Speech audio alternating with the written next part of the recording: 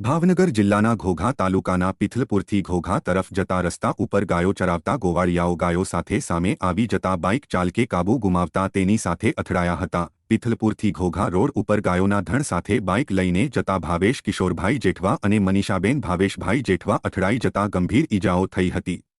આથી 108 મારફત તેને ભાવનગરના સરટી હોસ્પિટલ ખાતે ખસેડવામાં આવ્યા હતા।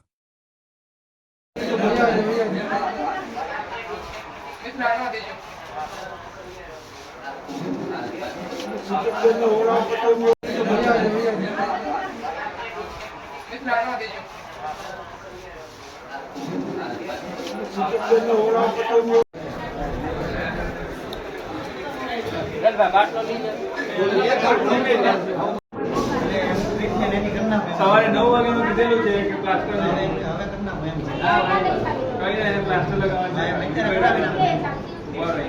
છે।